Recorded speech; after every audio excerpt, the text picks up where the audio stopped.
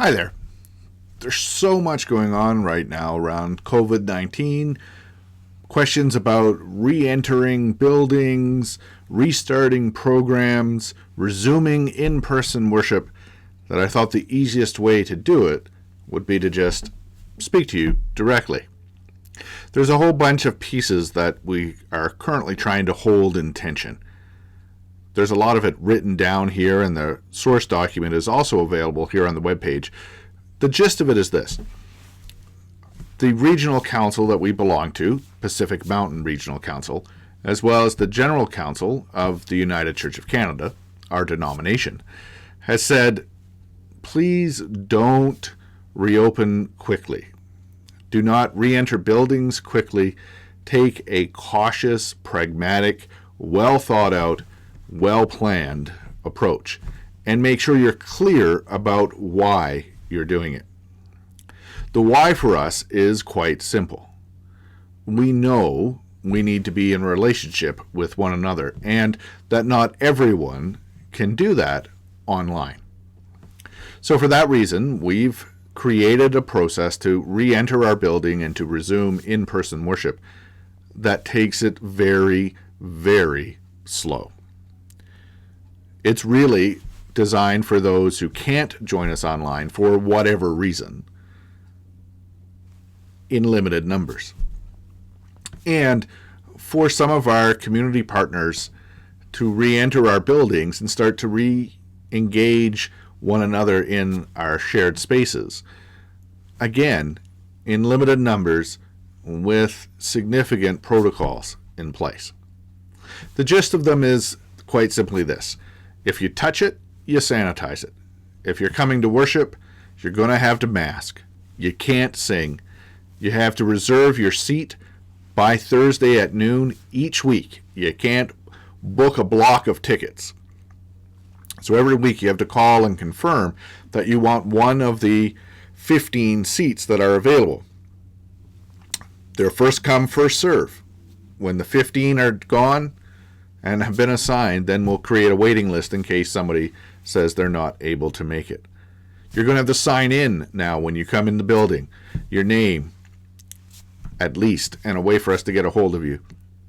You're going to have to confirm that you haven't had any symptoms for 21 days, that you're willing to live with the protocols we have in place in our buildings, and that you're willing to accept the risk of being indoors with other people that aren't part of your immediate family bubble. It's a bit of a different world, and we know that that's going to be off-putting for some of us. So if you can join us online, stay joining us online. That is going to be the best possible experience.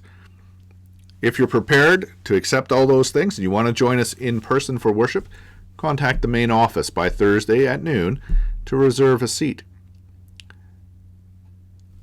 If you're part of one of our community partners, then you're going to get an email that describes all the things you're going to have to do. It's common sense things.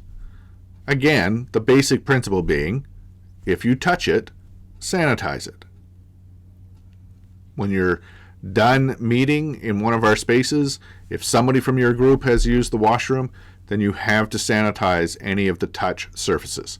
Toilet seat, handles, taps, doorknobs, all of it. Light switches, all need to be sanitized. Tables need to be sanitized. We can't serve food in the way we used to. None of the kind of buffet options. Strict cleaning protocols are in place that comply with food safe standards from WorkSafe BC. There's a lot of extra things to do, and so we're asking all of our user groups and community partners to think through, is serving coffee really important? Is it essential to your gathering? If not, then we're recommending don't do it. We're recommending you wear masks. We're not requiring it. We are recommending. Proper physical distancing will have to be maintained at all times. And each room in our buildings now has a COVID maximum occupancy number that you have to adhere to. So for some rooms, that's only 2 people. For other rooms, it's as many as 30. Keeping in mind that even if you're in that space, you still have to distance yourself by 2 meters or 6 feet. Together, we're hoping that our plan enables us to re-engage some of our ministry functions while also making sure that we are looking after and caring for one another. It's going to be different. It's going to feel odd. It's going to look weird. And yet we believe that we're up to it as a community. That together with all of our community partners and user groups, that this is something we can do and care for one another at the same time. If you have any questions at all, any concerns, please contact the main office, and we'll try to do our best to get back to you as fast as we can. One way or the other, let's begin to re-enter community and re-engage in our traditional forms of ministry in new ways, so that together we can be Trinity United Church.